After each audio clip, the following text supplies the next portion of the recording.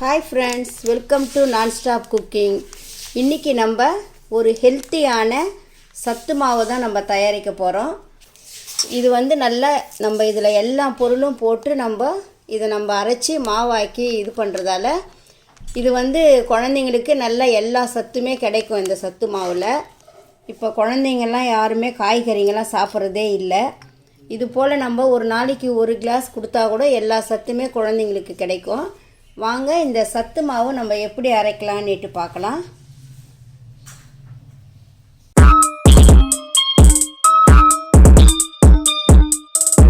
இப்போ நம்ம ஒரு கடாய் ஒன்று வச்சுட்டு இதில் கேழ்வரகு நான் 1/2 கிலோ எடுத்து வச்சுருக்கேன்.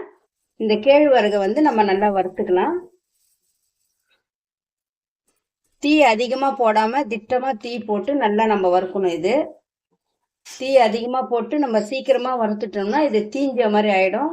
நம்ம இதில் கஞ்சி காய்ச்சினோம்னா நல்லா இருக்காது. இப்போ இதை நம்ம நல்லா பொறுமையாக வறுத்துக்கலாம். இந்த கேழ்வரகு மட்டும் நம்ம கொஞ்சம் நல்லா 1/2 கிலோவாக எடுத்துக்கணும். இந்த கேழ்வரகுல நம்மளுக்கு நல்லா இரும்பு சத்து எல்லா சத்துமே இந்த கேழ்வரகுல இருக்குது. குழந்தைங்களுக்கு இந்த கேழ்வரகு மாவு மட்டுமே கூட நம்ம கஞ்சி காய்ச்சி கொடுத்தாலும் நல்லா சத்து கிடைக்கும். இப்போ இதை நல்லா நம்ம வறுத்துக்கலாம். இப்போ இந்த கேழ்வரகு நல்லா வறுபட்டுடுச்சு. நான் தீ மீடியம் சைஸில் தான் வச்சுருக்கேன். தீ அதிகமான தீ போடக்கூடாது. பாருங்கள், இப்போ இதை நல்லா கொஞ்சம் வறுபட்டு வாசனை வருது பாருங்கள். இப்போ எடுத்து இதை நம்ம ஒரு பெரிய தாம்பழ தட்டில் கொட்டிக்கலாம்.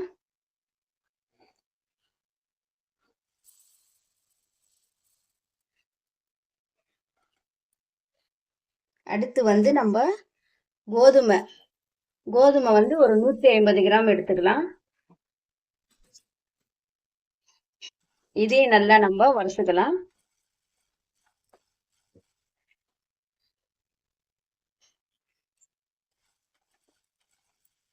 கொஞ்சம் நல்லா படப்படன்னு பொரியிற அளவுக்கு நம்ம வறுத்துக்கணும். இதை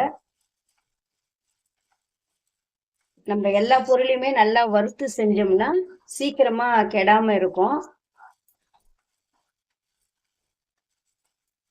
இதை நல்லா வறுத்துக்கலாம். கோதுமையில நல்லா நார் சத்துலாம் இருக்கு. இப்ப இதை நல்லா பொன்முருவலா வறுத்து எடுத்துக்கலாம். இப்ப இந்த கோதுமை பாருங்க நல்லா படப்படன்னு அப்படியே பொரியுது பாருங்க. கொஞ்சம் லைட்டா அப்படியே கலர் மாதிரி இருக்கு. இப்ப இந்த நேரத்துல நம்ம இதை எடுத்து கொட்டிக்கலாம். இப்ப இதை எடுத்துடலாம். நம்ம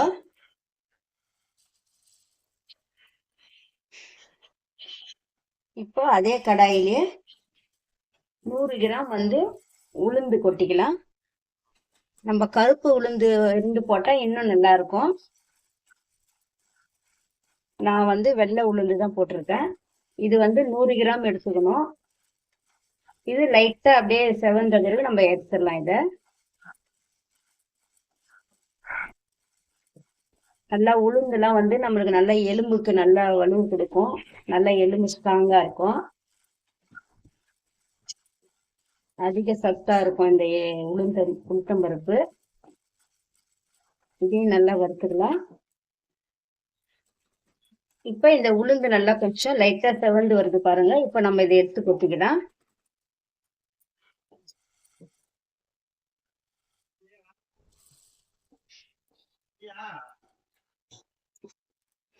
இப்போ ஒரு 100 கிராம் நம்ம சாப்பாட்டு அரிசி புழுங்கல் அரிசி போட்டுக்கலாம். இட்லி அரிசி இருந்தா இட்லி அரிசி நம்ம போட்டுக்கலாம்.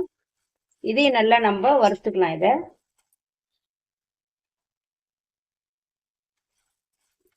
இது நல்லா கொஞ்சம் பொரியிற ஸ்டேஜில் இருக்கும்போது நம்ம இதை எடுத்துடணும்.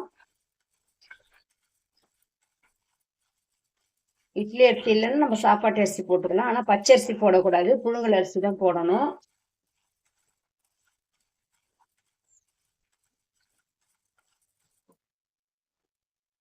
இப்போ இந்த அரிசி பாருங்க நல்லா அப்படியே பொரிஞ்சு வரும். இது நல்லா வாசனையே வரும். இது பொரிஞ்சு வரும்போது பாருங்க.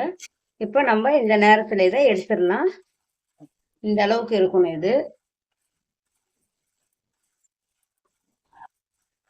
இப்போ இதை எடுத்து நம்ம தாமல் தட்டிலே கொட்டிடலாம்.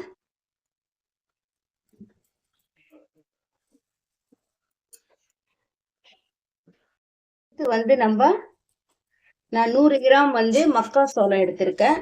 அதையும் நம்ம நல்லா வறுத்துக்கலாம்.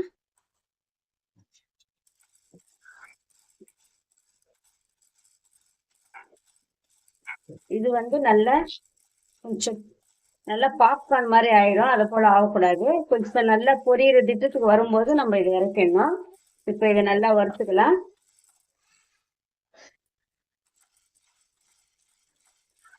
இதை நல்லா வறுத்துக்கலாம்.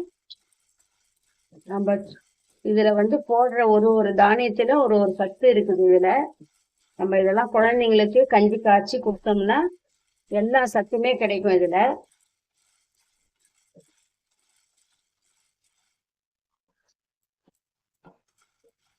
இப்ப பாருங்க, இந்த மக்காசோளம் வந்து நல்லா வறுபட்டுச்சு. இன்னும் கொஞ்சம் இருந்தா பொரிஞ்சிரும் இது.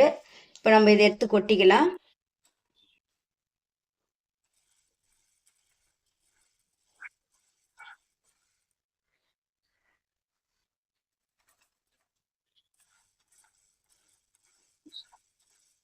இப்ப இந்த பச்சை பயிறு நல்லா வறுபட்டுச்சு பாருங்க.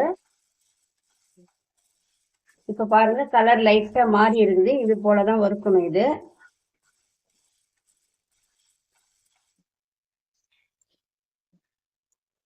அவ்வளவுதான். இந்த பச்சை பயிறு நல்லா வறுபட்டுச்சு. நம்ம எடுத்து கொட்டிக்கலாம்.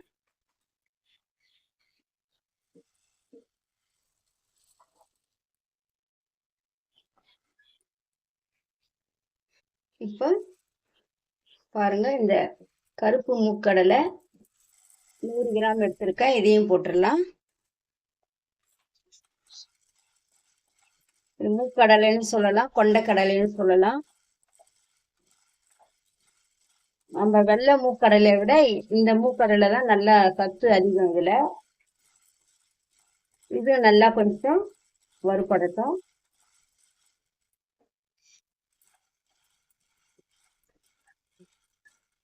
இப்போ இந்த மூக்கடலை வந்து நல்லா வறுபட்டுச்சு பாருங்க. இது வந்து நம்ம குழந்தைங்களுக்கு ஈவினிங்ல ஸ்நாக்ஸா வந்து சுண்டல் கூட செஞ்சு கொடுக்கலாம். நல்லா அதிக அளவுல சத்து கிடைக்கும். அவ்வளவுதான். இது நல்லா வறுபட்டுச்சு. இதையும் எடுத்துடலாம்.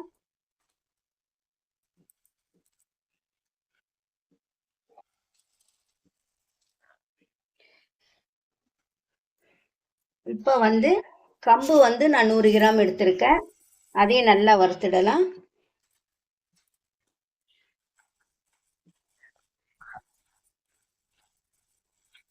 நல்லா வாசனை வரைச்ச வரைக்கும் நல்லா வறுக்கணும் இதை.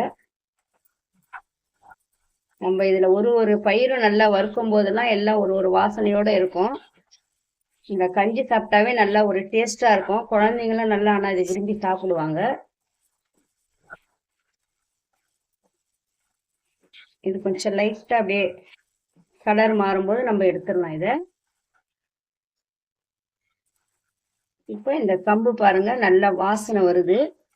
நல்லா கொஞ்சம் கலர் லைட்டா மாறி இருக்கு பாருங்க. இப்போ நம்ம இதை எடுத்துடலாம்.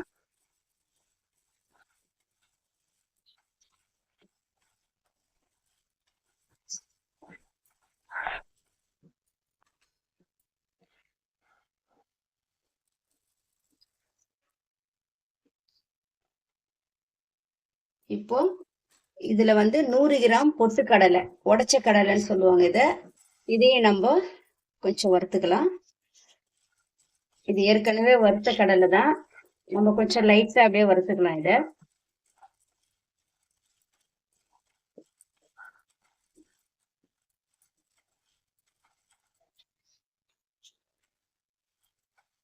இப்ப இந்த பொட்டுக்கடலையும் நல்லா வறுபட்டுச்சு பாருங்க. ரொம்ப இது அதிகமா வறுக்க கூடாது. கொஞ்சம் லைட்டா அப்படியே சூடு ஆனா போதும் இது. இப்ப நம்ம இதையும் எடுத்து கொட்டிடலாம்.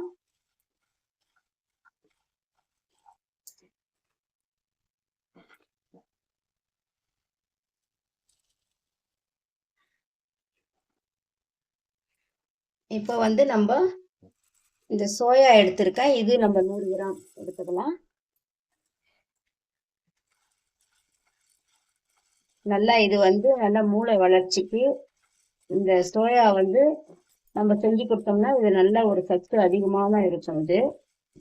இது வந்து நம்ம இந்த சத்து மாவுல வந்து கலந்து அரைச்சோம்னா நல்ல ஒரு சத்து கிடைக்கும். இந்த சோயா நம்ம இதை அப்படியே நம்ம தனியா சாப்பிட முடியாது. இது போல நம்ம சத்து மாவுல எல்லாம் கலந்து அரைச்சோம்னா அப்படியே நம்ம கலந்து இதை அப்படியே கஞ்சி காய்ச்சினா நல்லா இருக்கும். கொஞ்சம் இது லைட்டா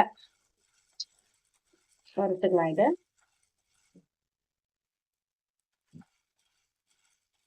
இப்போ பாருங்க, லைட்டா கொஞ்சம் கலர் மாறுது. இது அப்படியே படப்படன்னு பொரியும். நம்ம இப்போ இதை எடுத்துடலாம்.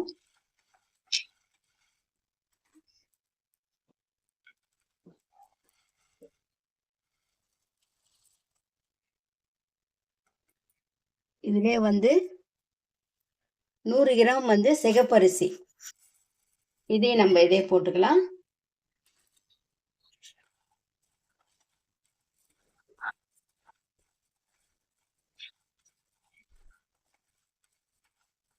இந்த அரிசியில நல்லா அதிக அளவுல சத்து இருக்கு. இதுவும் நல்லா கொஞ்சம் லைட்டா படப்படன்னு புரியும் போது நம்ம இறக்கணும். இதை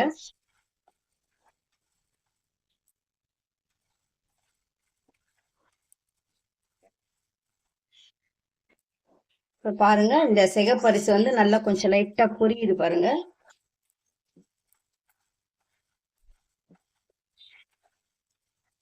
இப்ப நம்ம இதை எடுத்துடலாம்.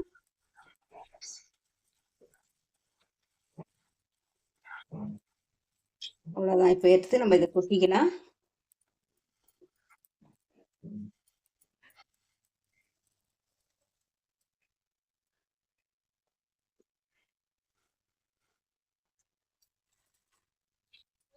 இதுலயே வந்து இப்ப வந்து கொள்ளு வந்து 50 கிராம் எடுத்திருக்கேன்.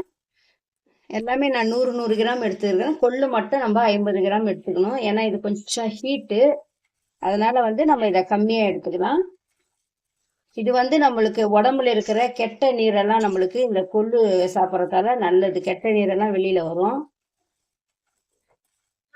கை கால்லாம் நல்லா வீக்கம் இருக்கிறவங்களுக்கு கூட இந்த கொள்ளு இது பண்ணி சாப்பிட்டோம்னா அந்த வீக்கெல்லாம் குறைஞ்சி உடம்புல இருக்கிற கெட்ட நீரெல்லாம் வெளியில வரும். இது இப்ப இதை நல்லா வறுப்பட்டுருக்கலாம். இப்ப இந்த கொள்ளு பாருங்க நல்லா படப்படன்னு பொரியுது பாருங்க. இது போலதான் வரணும். இப்ப இதையும் நம்ம எடுத்துடலாம். எடுத்து இதிலே கொட்டிக்கலாம். நல்லா ஒரு பெரிய தாமல் தட்டுல கொட்டிக்கணும். அப்பதான் நம்மளுக்கு சரியா இருக்கும். இப்ப வந்து 100 கிராம் வேர்க்கடலை எடுத்திருக்கேன். அதையும் நம்ம நல்லா வறுத்துக்கலாம்.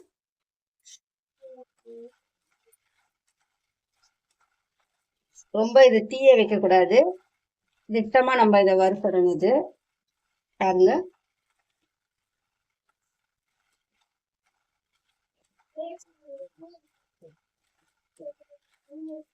நல்லா இப்படியே கிளறிக்கிட்டே இருக்கணும். இல்லாட்டினா ஒரு இடத்துல தீஞ்சிரும், ஒரு இடத்துல வறுப்படாது. இந்த வேர்க்கடலை நல்லா இப்படி கிளறி விட்டு வறுக்கணும். இதை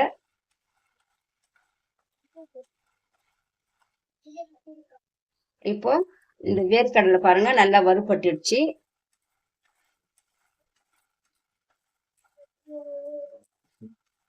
சரியா வறுக்காம இது எடுக்கக்கூடாது. அப்புறம் நம்மளுக்கு பச்சை வேர்க்கடலை ஒரு வாசனை வரும். நல்லா கொஞ்சம் வறுத்துக்கணும். இது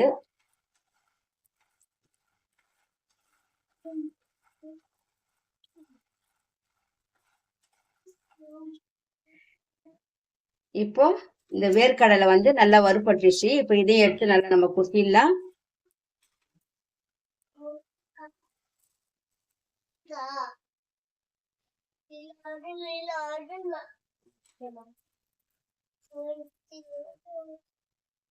இப்போ வந்து பார்லி எடுத்திருக்கேன். பார்லி வந்து 50 கிராம் தான் போடணும். இது வந்து நல்லா கொஞ்சம் கலர் மாறுற அளவுக்கு நம்ம வறுத்துக்கலாம்.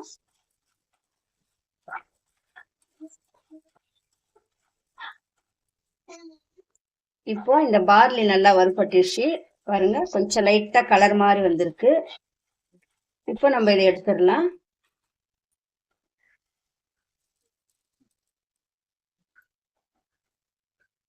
இப்போ நான் ஜவ்வரிசி 50 கிராம் எடுத்திருக்கேன். ஜவ்வரிசி அதிகமாக போட வேணாம். இது கொஞ்சம் அதிகமாக போட்டால் ஒரு மாதிரி குழ குழன்னு ஆயிரும் நம்ம கஞ்சி காய்ச்சும் போது. அதனால 50 கிராம் போதும் இந்த அளவுக்கு. நான் இப்போ எடுத்து இருக்கிற அளவு எல்லாமே 1/2 கிலோ கேழ்வரகுக்கு அளவில் தான் நான் இப்போ இதெல்லாம் எடுத்திருக்கேன். நீங்கள் அதிகமாக 1 கிலோ போட்டு கேழ்வரகு சேர்த்தாந்தா இதை விட நீங்கள் அதிக அளவில் எடுத்து நீங்கள் வறுபட்டுக்கலாம் அதில்.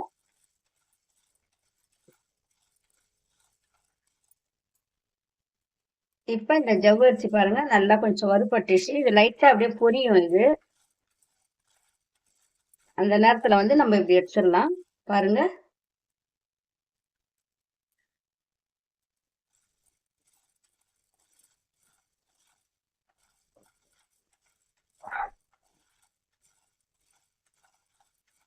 நம்ம எல்லாமே நல்லா இந்த கரண்டில வந்து நல்லா இப்படி கிளறிக்கிட்டே இருக்கணும். இல்லைன்னா ஒரு பக்கம் நல்லா வறுபட்டுடும், ஒரு பக்கம் வறுபடாம அப்படியே நின்றுடும். இது நல்லா இப்படி கிளறிக்கிட்டே இருந்தாதான் எல்லா சைடுமே நல்லா வறுபடும். இப்போ இதை எடுத்துடலாம். நம்ம இதையும் எடுத்து கொட்டிடலாம். இப்போ இதிலே வந்து 2 சுக்கு துண்டு இது போல எடுத்துக்கணும். இப்போ இந்த சுக்கு போட்டு நம்ம இந்த மாவு அரைச்சோம்னா நல்ல ஒரு வாசனையா இருக்கும். அதுவும் இல்லாமல் வந்து நம்ம இப்போ இந்த பருப்பு வகைங்கெல்லாம் நம்ம இதில் போடுறோம். அதெல்லாம் வந்து கொஞ்சம் வாயு அதிகமாக இருக்கும்.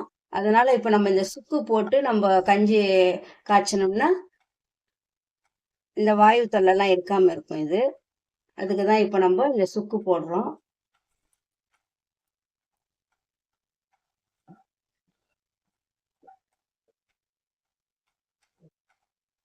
இப்போ இதை நல்லா கொஞ்சம் லைட்டாக திருப்பி விட்டு அப்படியே வறுபட்டுடலாம்.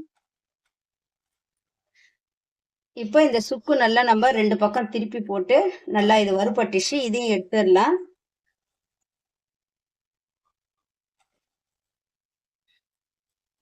இப்போ இதுலயே வந்து 50 கிராம் வந்து முந்திரி, 50 கிராம் பாதாம் இதை நல்லா இதுலயே போட்டு வறுத்துக்கலாம்.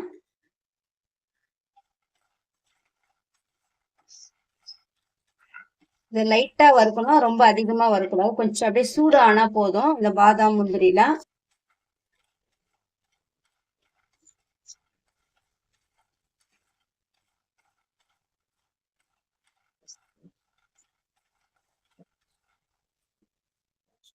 அவ்வளவுதான். இந்த முந்திரி பாதாம்லாம் கொஞ்சம் வறுப்பட்டுச்சு பாருங்க. லைட்டா அப்படியே கலர் மாறணும், ரொம்ப அதிகமாகவும் இதை வறுக்க கூடாது. இப்போ இதை எடுத்துடலாம் நம்ம.